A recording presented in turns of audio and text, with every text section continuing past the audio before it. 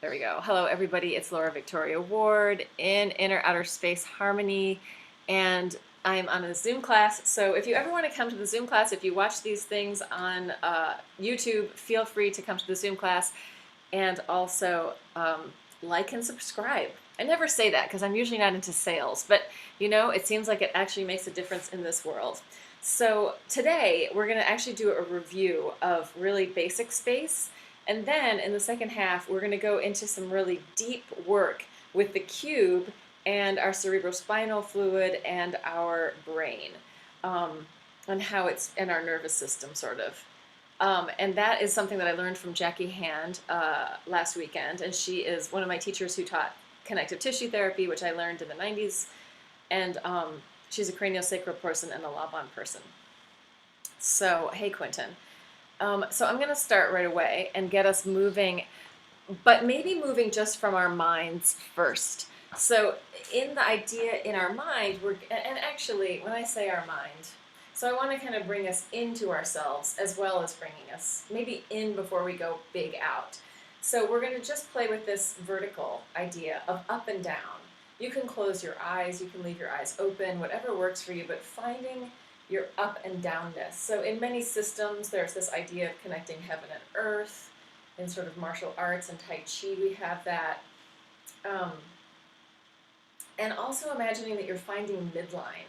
So you're finding center, you're finding the thread. And let's take away the idea of a plumb line as being this straight line, but give it sort of some micro movement and fluidity. So this is an alive line that is very three-dimensional, even in its one dimension that we're thinking of, but having space and volume within that vertical dimension within your body. So just finding that, and we're going to add a sound. And this breath comes from Continuum. If it feels uncomfortable for you, you cannot do it. And you can always do resting breaths anytime. So if you feel like it's exhausting or it's difficult, just leave it alone. But if it feels okay, it's called the Theta Breath. It's a soft, either a very soft TH or a soft S. So not a hard hiss, but a soft hiss. Tongue is just behind your teeth, and maybe it's moving around a little bit. It will extend or it could extend the exhale. So finding the vertical in the body with a Theta breath, and it looks and sounds like this.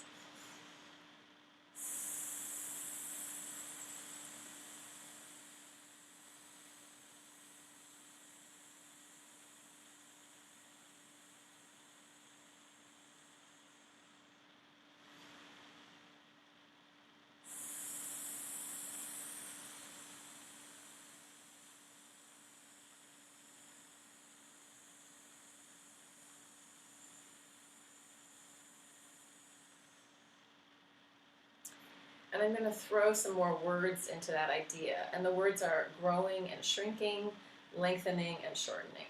So we have this happening. Maybe it's happening like this. Maybe it's happening like this. However it's happening, you're finding the upwards and the downwards in your body.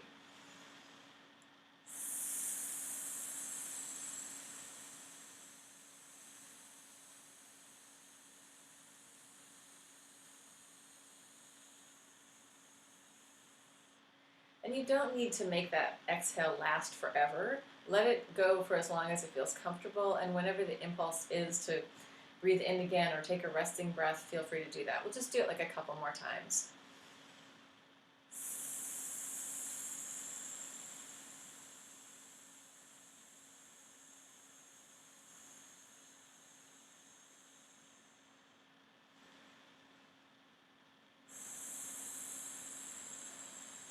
And now I want to add, you may still be in the middle of that, I just want to add the idea of finding high and low in some kind of movement.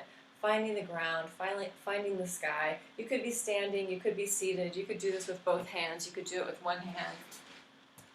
Whatever feels right and is most interesting in your exploration, go with that. So it could be standing, it could be seated, but just finding your upness and your downness. When are you really, really long, and when are you shortening a little bit? And thinking of these two things, lengthening and shortening, as sort of an exertion and a recuperation. You could be recuperating into lengthening, or you could be recuperating into shortening. you could be recuperating into growing, or you could be recuperating into shrinking.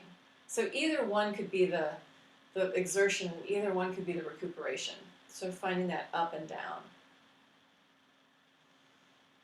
Place high above us and place low down below us. And if we were to motif this, that high would have a rectangle with diagonal stripes through it, and the low would be a rectangle that was all shaded in. And the middle would be a rectangle with a dot in the middle. So it doesn't matter if you know any of that. Let's go into the widening, into the horizontal dimension.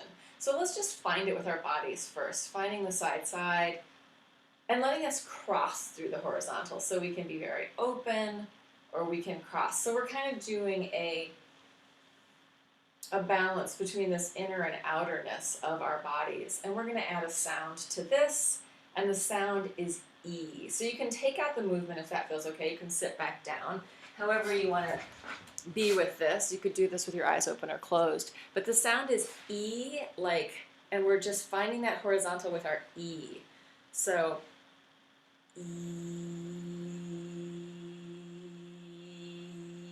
And let your face really take it on. So you're adding that sort of smile to the E sound.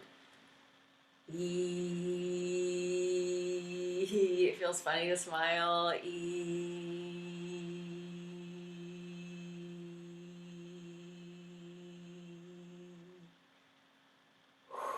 Yeah.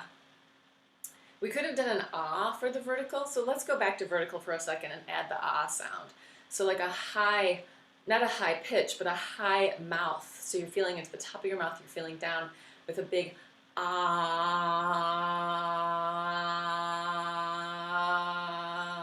feeling the up and downness. I could do it low, ah.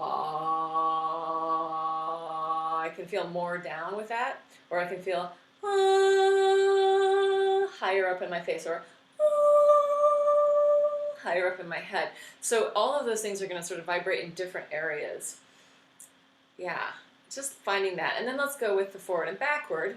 And let's just feel into the front space and feel into the back space. And as we're doing that, maybe attending to the camera and then feeling the space behind you, or letting your eyes move forward, letting your eyes move back, finding forward and backward. So this, we have our up, down, our vertical, our side, our horizontal, our forward, backward, also known as sagittal.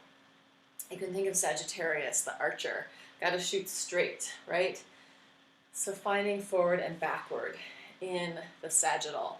And the sound we're going to add to that is ooh. So if you shape your mouth, ooh,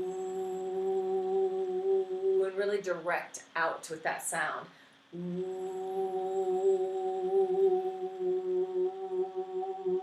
See if you can let the ooh also direct into the back of your head. So it's not just shooting out, but this sound is like a funnel. Out and back. Ooh.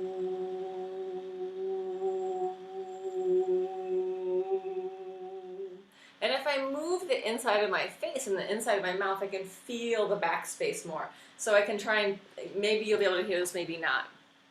If I'm going forward, ooh, if I take it back, ooh,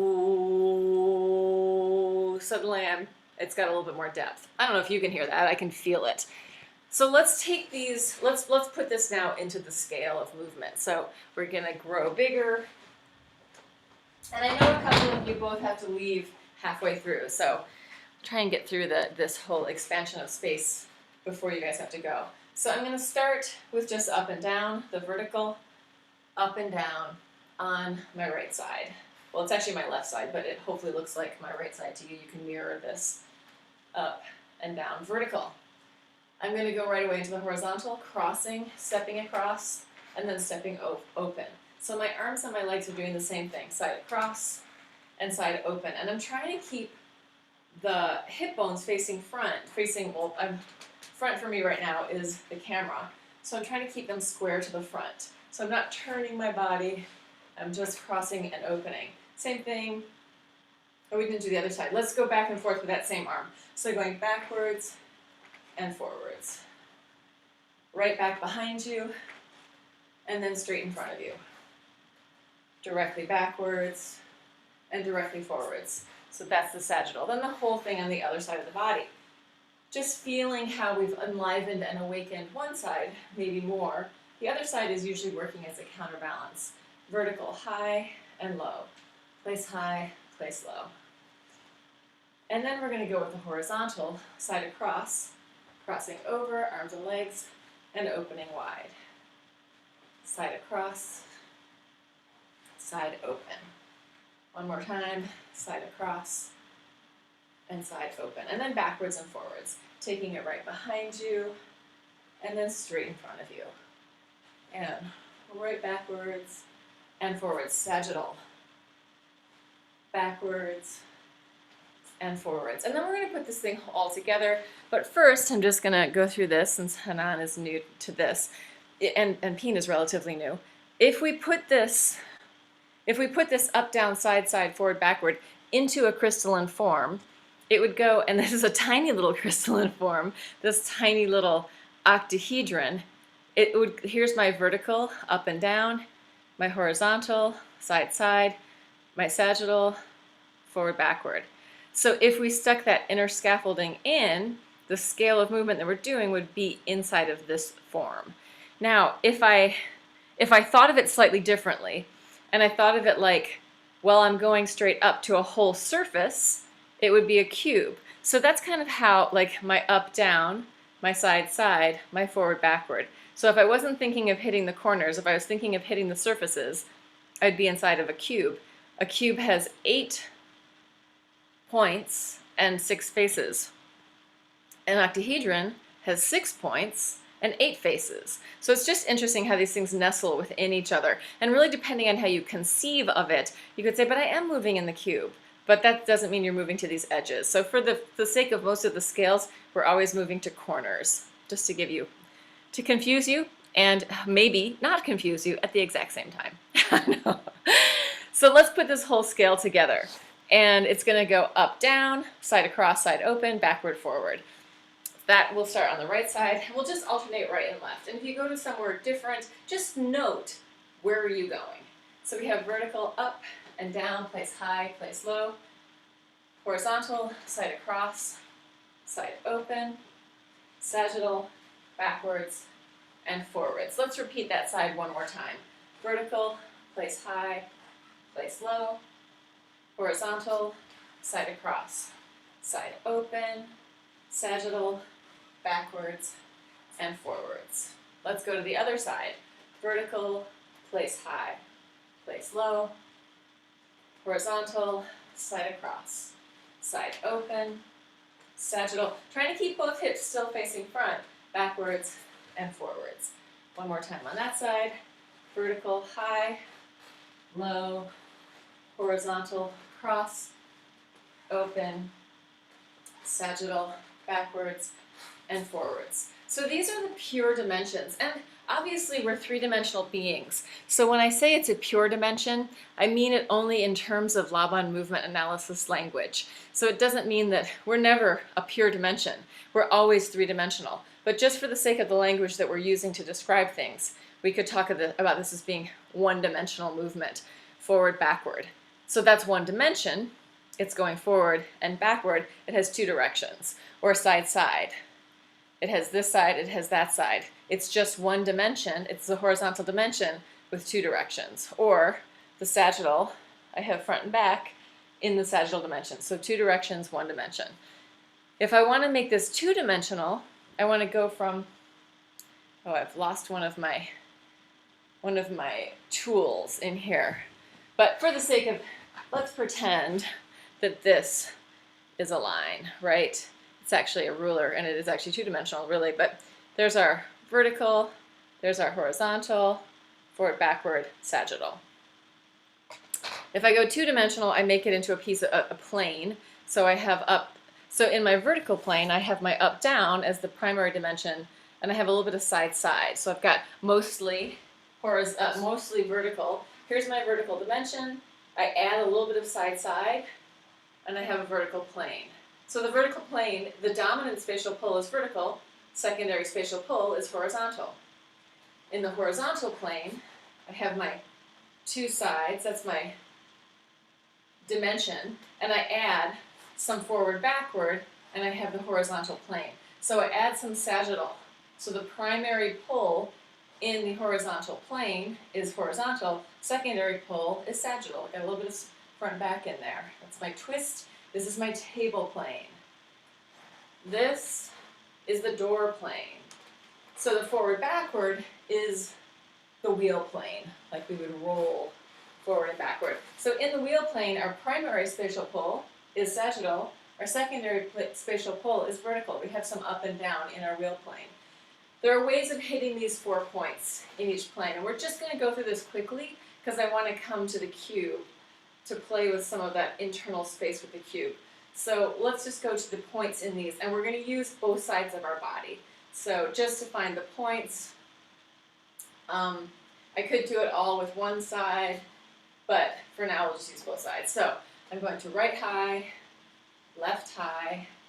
right low, left low. Finding the points of the vertical. Right high, right low, left low. Right high, right low, left low. If I want to find the horizontal, I have right forward middle, left forward middle, right back middle, left back middle. So I'm going to do the same. I'm just going to turn around and you'll be doing the same arm as me. Right forward middle, left forward middle, right back middle, left back middle. Right forward middle, left forward middle, right back middle, left back middle. And again, I'm using both sides of my body just to find the points in space right now.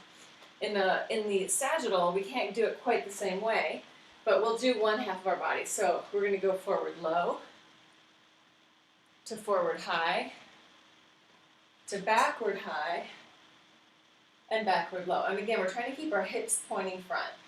Forward low, forward high, backward low. Let's try that on the other side. It's still the exact same points.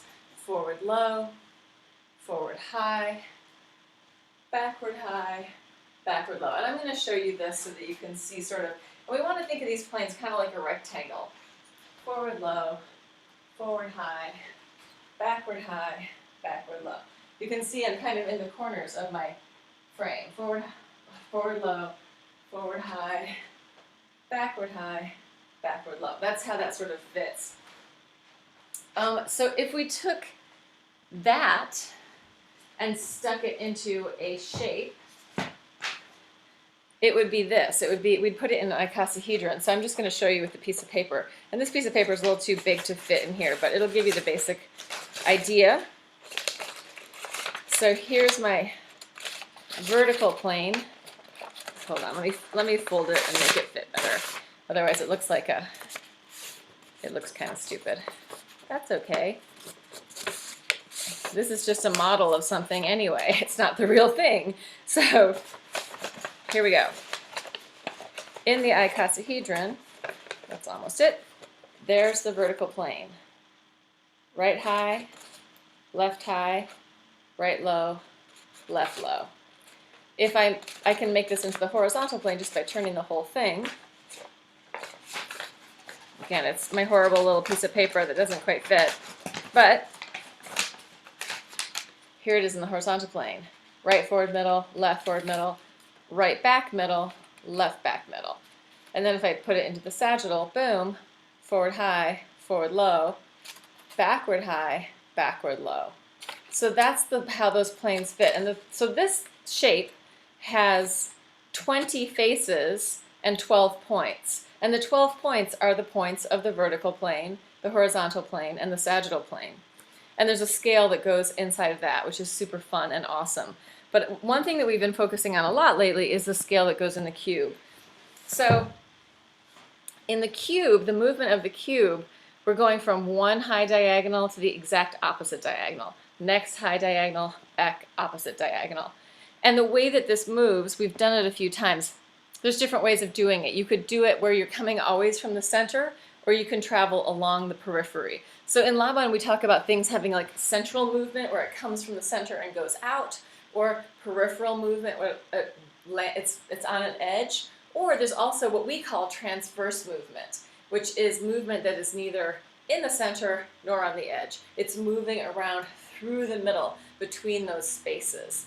So that's, again, that's Laban language. If I talk, I think there's the transverse plane, the coronal plane, the sagittal plane, if we're talking anatomy, and that can be confusing because it's a little bit different than the Laban language.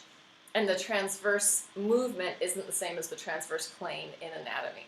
So sometimes, like, if we know one thing, we have to let go of that in order to learn it this other way. But let's work with the cube, because I want to get this idea of the cube into our brains and into our head space. So we'll just do it easily, she says. We're going to start with right forward high. So we're going to go to right forward high. Then we're going to go to our exact opposite, crossing back to left back low. Then we're going to come up to the next, left forward high. And we're going to go to the exact opposite, right back low. We're going to come around the back to left back high and go to the exact opposite, right forward low. And then we're going to come back right back high and then to the exact opposite, left forward low. So within the cube, we're usually working in these exact opposite positions. Let's do it once on the other side. And you don't need to memorize any of this. It's just let it go into your body and kind of land that way. So on the other side, left forward high, to the exact opposite, right back low. Coming up, right forward high, exact opposite, left back low. Coming up, left back high, right back high, to left forward low, and then left back high to right forward low.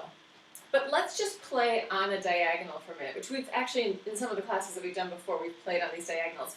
And let's allow ourselves to use both sides of our body. So we're defining space a little bit differently. Well, the space is the same, but the way that we're using our body within it will be different. So we're just going to come to left forward low to right back high. Just traveling along with your arms open. Yeah. And don't think of it right and left when we're talking space as being right or left side of your body, even though in this case it may be.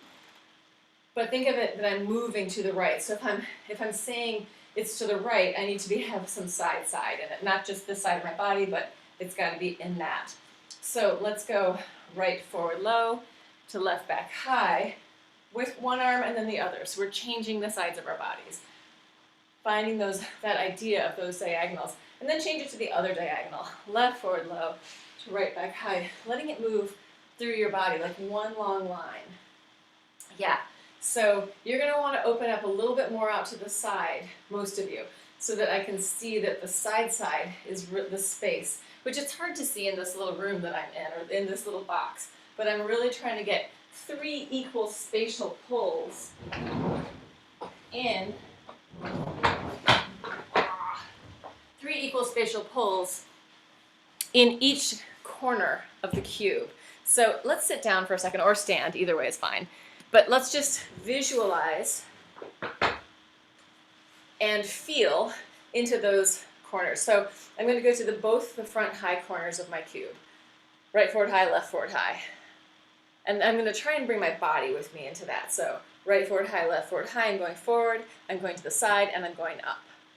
And then I'm going to come back into center, and I'm going to go to both the low ones. So I'm going to go right forward low, left forward low with both hands, yeah, taking it down into that space. And then in the back, I'm going to go to both my back high, right back high, left back high. Really trying to get it behind you. So if I'm going at the back space, this isn't going to cut it. It's really got to be moving into the back space, yeah. So right back high, left back high. And then right back low, left back low. Woo! And I'm seated. So I'm just like got a little core workout here going on. A little bit of arch. Finding those back spaces. Yeah. And then let's come in for 2-second reflection, because I know Fabian and Hanan, I think, have to both leave. So, and anything that you noticed in this, anything open up for you, or any kind of new awareness, I guess, that popped out throughout that exploration?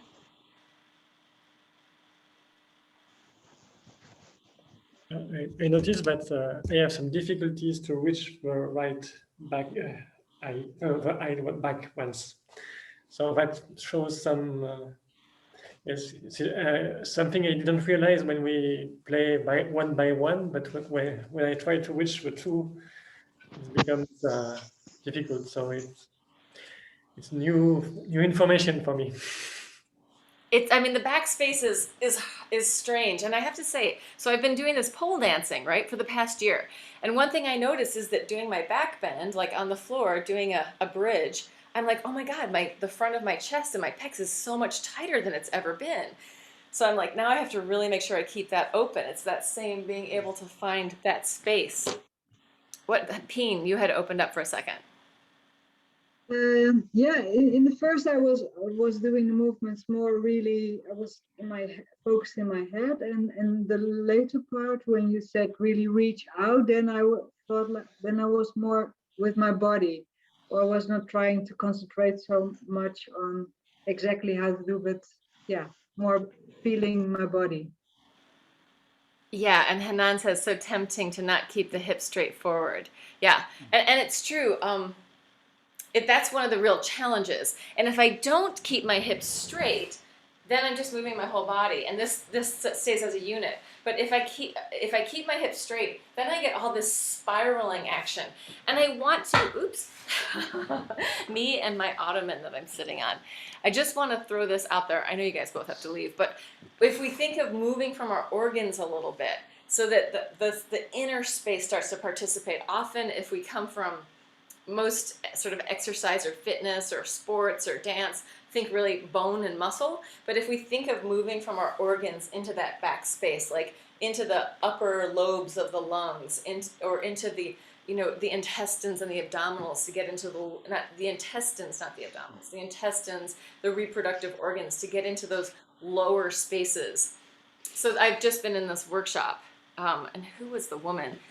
She's a BMC, a body mind centering person, who was Mariko Tanabe.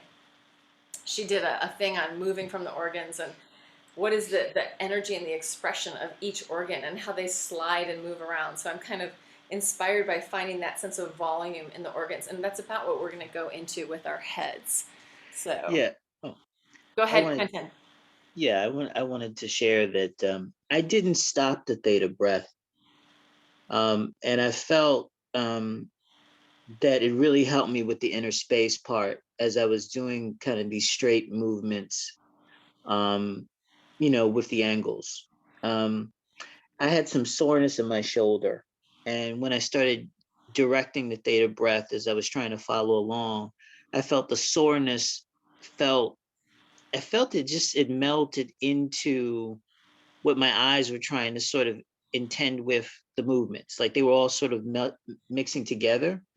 And also the space felt more, since the sound was going through my throat, my ears, and my nose, the space felt more like it was becoming a part of the breath too.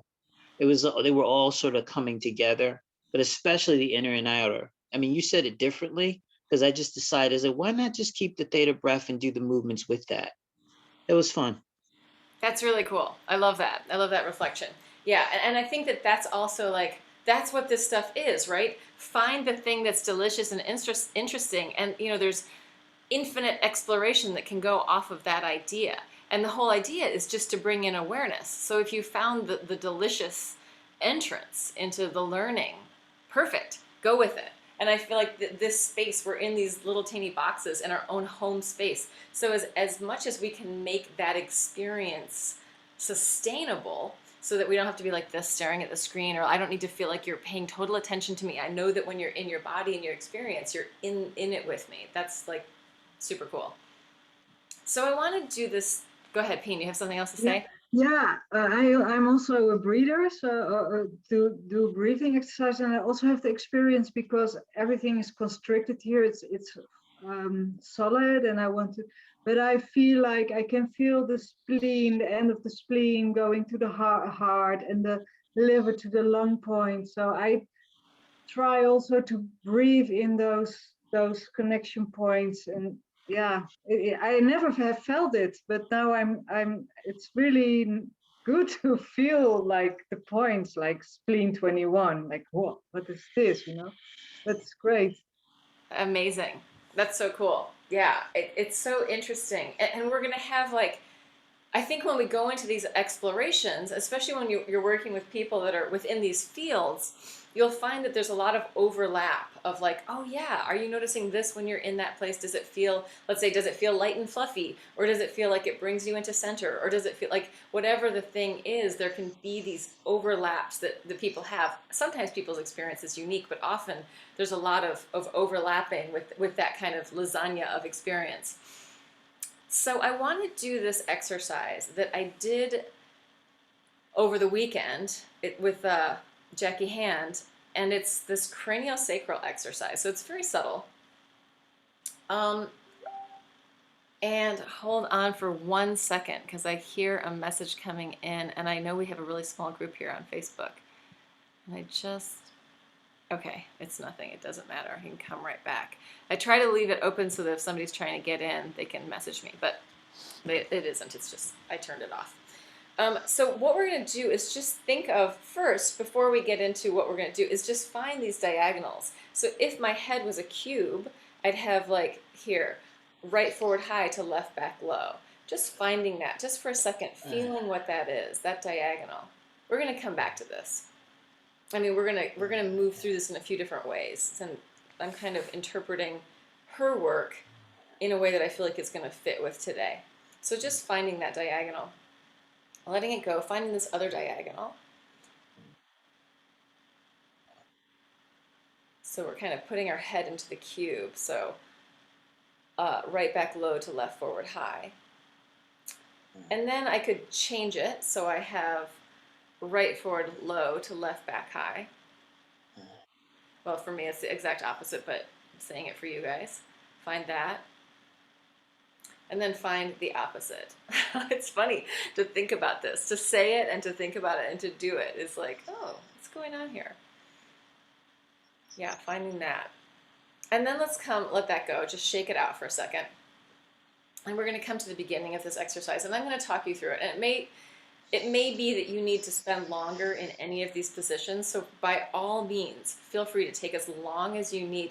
And what we're kind of dealing with are the membranes inside of our head. So there's the membrane that's separating the two halves that's coming down. There's the tentorum cerebelli that's in there. It's kind of horizontal, but it's a little bit more of an angle. And then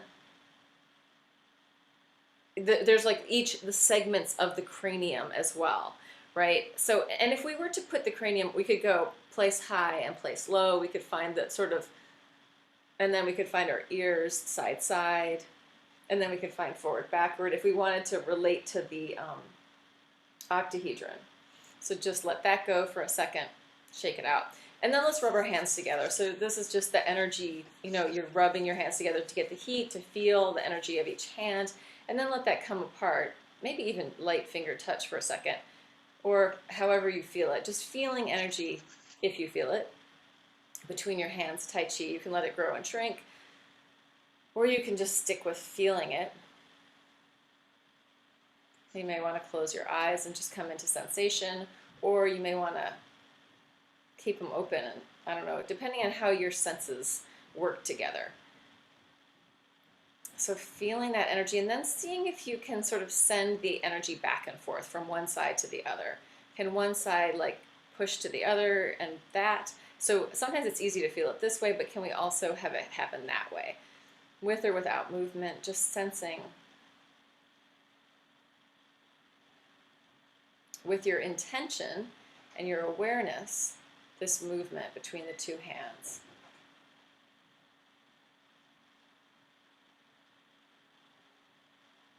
Or maybe even a sense of balance, that they're both giving and receiving. So it could be that too.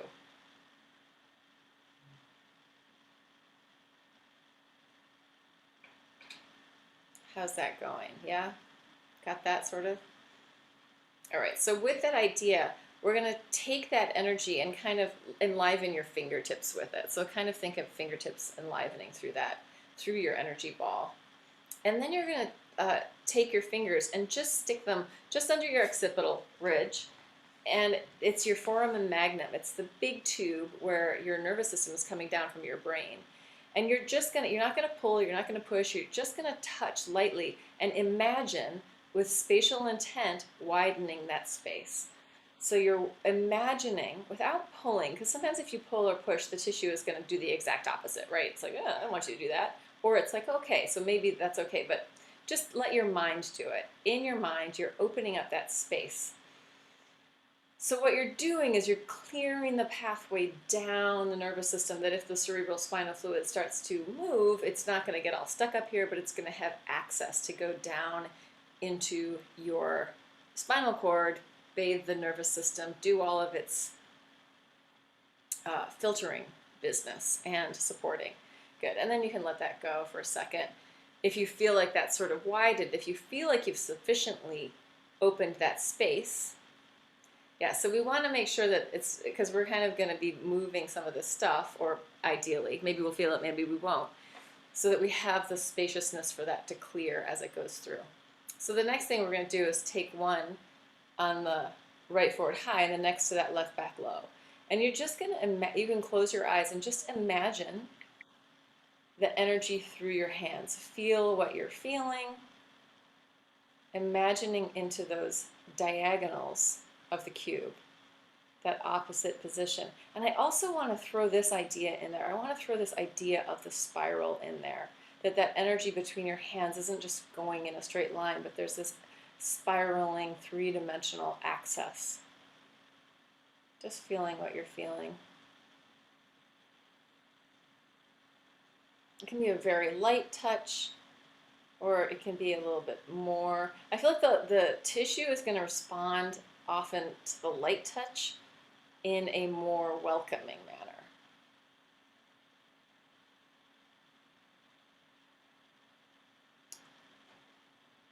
And then letting that one go, or stay there if that feels like you have more to do. We're kind of moving through this quickly. Like this you could do at home in your bed with your, bolstering your arms and everything, so you have more comfort. And we're going to go with the opposite diagonal. So going to your left forward high to right back low, and finding that diagonal and tuning into that space between your hands and just seeing what you feel in there.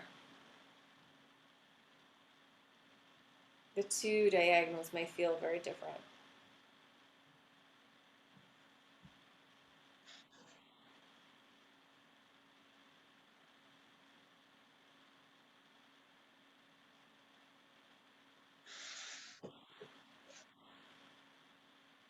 Yeah.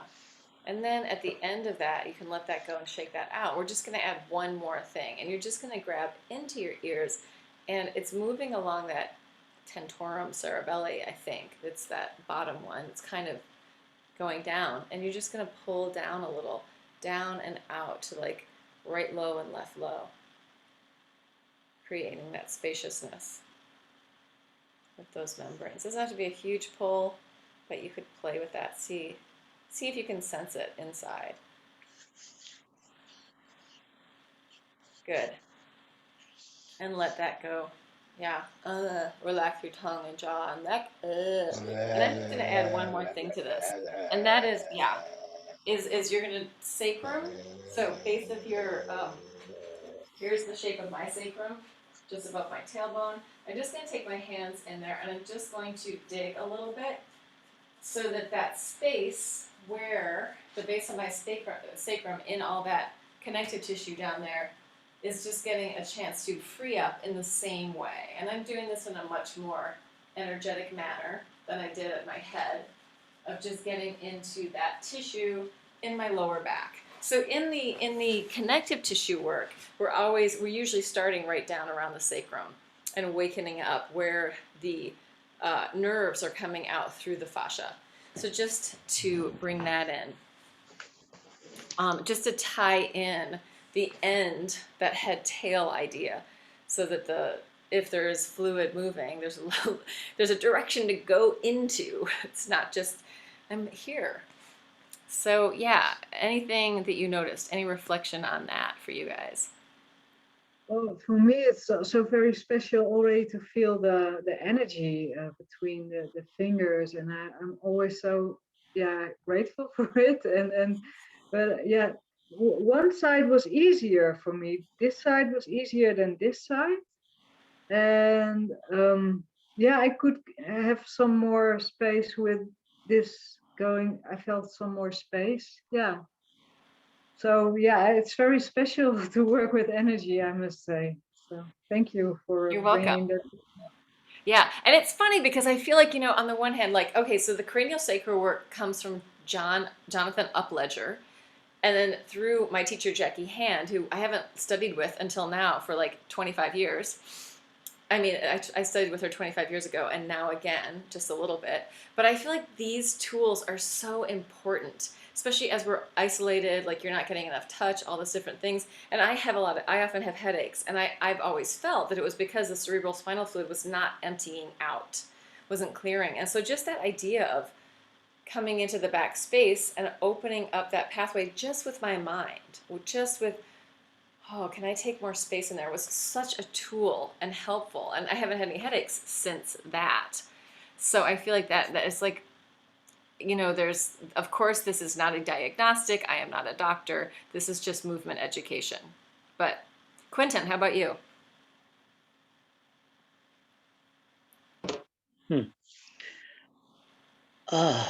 Yeah, I'm not fully in an active way lately, so the best that I can do.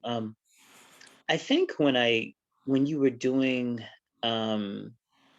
these shapes, sort of energy practice with the head, the word energy wasn't working for me, so I just switched to sensation. And I was using the theta again, just for fun.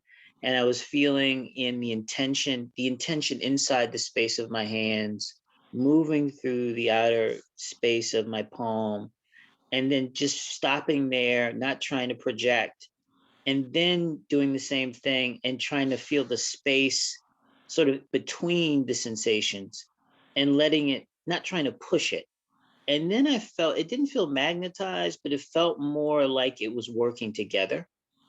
And so then following what you were doing, the thing that I noticed, and I don't remember the anatomical language for it, but there's a part of the brain that is involved with when you shut it down, it helps you activate flow states.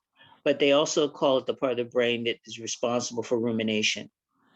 My brain really started to really slow down, just really slow down. So it's actually, there's some effort that I have to use to speak at this exact rhythm. I want to really talk a lot slower. You just named something really interesting in a way that to me this brought up this idea of the parasympathetic versus the sympathetic nervous system. So the autonomic nervous system is our nervous system that technically is not volitional. It's doing its thing by itself. And so fight, flight, freeze is part of that, and rest and digest, soothe and settle is the other side of that.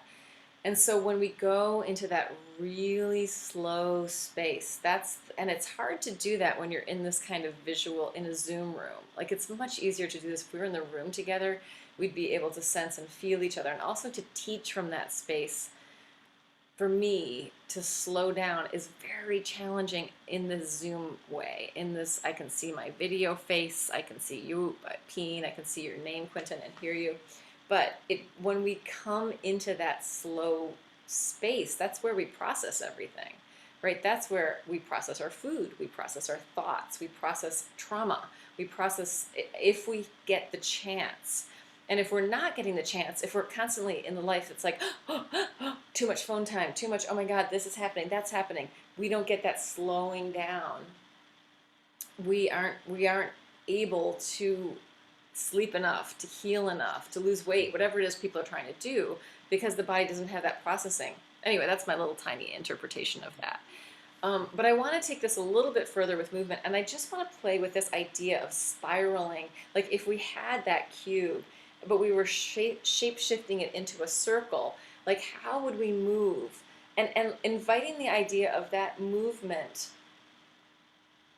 to be participating inside of our brain, inside of our blood, inside of our tissue, in this really voluminous three-dimensional manner. So it could be happening anywhere. I mean, depending on where your awareness in your body is, it could be like, oh, it's my bones and my joints and my muscles, or it could be like, it's the water in my body, or it's the cerebral spinal fluid, or it's my brain getting this spiral. So just allowing yourself to play with that. And it may be like big movement, it may be small movement, but can you feel that connected inner outer flow spiraling of your tissue, of your blood, of your bones, the whole system, or whatever parts of the system are interesting.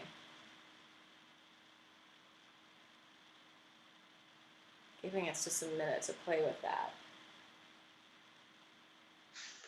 So that everything is in response and in relationship to everything else.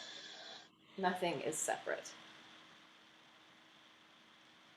And we can even feel into each other's movement.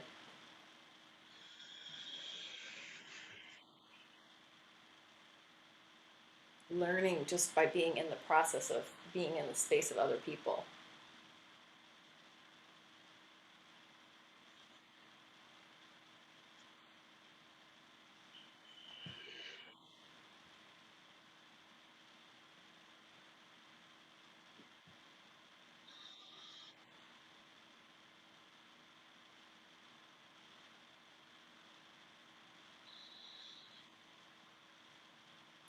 And I want to add another breath, because Quentin, you made me think of this, and I think it might be really fun for you. We've done it once or twice before. It's called the Luna breath, and this is another Emily Conrad continuum breath. Some people call it Luna, some people call it lunar. And it's kind of like, if you know what Ujjayi breathing is, that it's only on the exhale. Maybe it's on the inhale too, but the yogic breathing, that's Ujjayi, where you kind of clamp down a little bit. So if you take that and you just distill it to like the tiniest little homeopathic version of that. So you can't really, you're not going to hear it on the outside, but you'll hear it on the inside like this. I'm going to make it loud and just come close. The inhale can be normal, just on the exhale.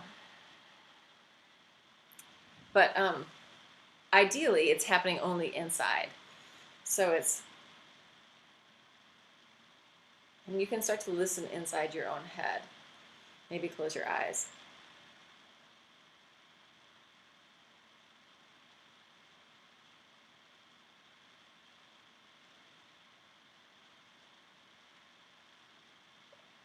It's almost like space sound, like outer space sound that's happening on the inside. And that's for me, that's a really slowing down sound.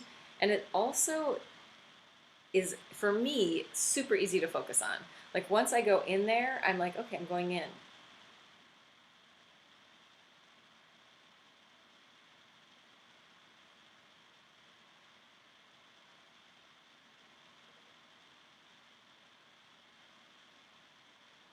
And it kind of has this way of drawing you so deep inside yourself that you are not really in the world anymore.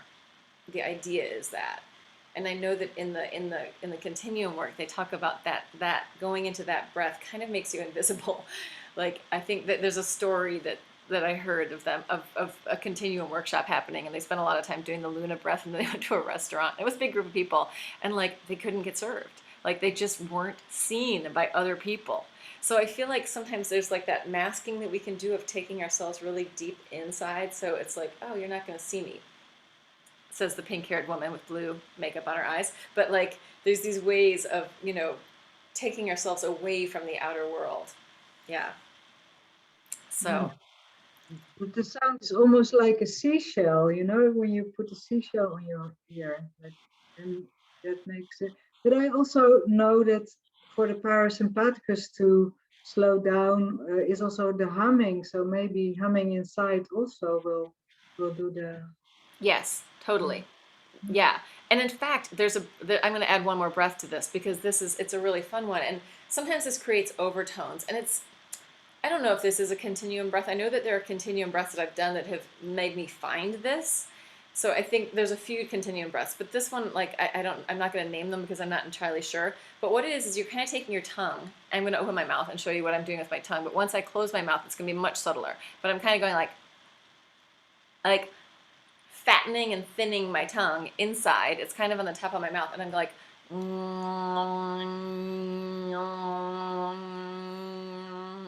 and I feel like I'm playing the sound kind of forward, backward, side, side.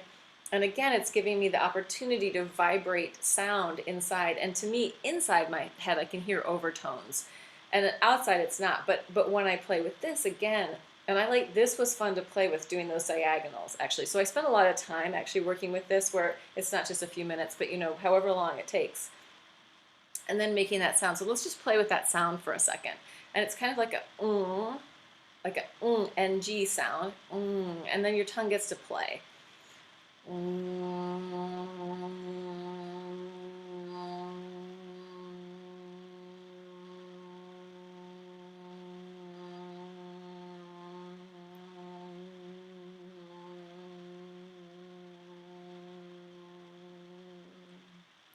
And as I'm looking at my neck, I can see some of that movement of my tongue. So you can think of the tongue as this huge organ that's going all the way down. If you get a chance to look at an MRI, you can see people singing and see how much movement, what's happening in the tongue. It's worth looking at. Yeah, so I think I'm going to end us there. Just a minute to come in, say anything anybody needs to say, and then pop out, because I've got to go back to this conference that I'm participating in.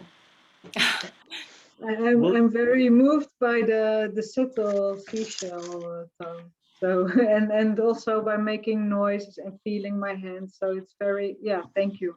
You're welcome. Yeah. Quentin. Hi. What was the last name of the breath that you just did? Right. I said it doesn't have a name because I feel like it's just, there are a few different continuum breaths that are like it, but none of them that I feel like are just that. So I would just call it the NG, the NG sound. And then you can play it however it's interesting to you. And that's the thing about all of these sounds, they're just a leaping off point for awareness. And maybe something else becomes super interesting as you're in there. So go follow that. You don't have to stick with the sound. Like if we were in a continuum class together, basically you'd want to stay with the same sounds that have been offered, just so you're not distracting everybody by adding a whole bunch of whooping and hollering or whatever might come up. There are some whooping and hollering sounds in continuum, but like you want to stick with the thing. But when you're on your own, just use it all as a launch pad for what is interesting, because none of these things are the thing, right? They're just an idea. So it's just an entrance into presence with yourself and these different qualities of presence. So what's the name of the conference? Oh, the conference right now, it's Ismeta's conference. I think it's let me see what the name is. It is called Engaging Embodiment, Somatic. What is it? Somatic Applications for Health, Education, and Social Justice. Wow. Yeah, and it's going on until Sunday. But this is actually one of the not free conferences. I'm going to close us out for right now. I'm just closing the recording.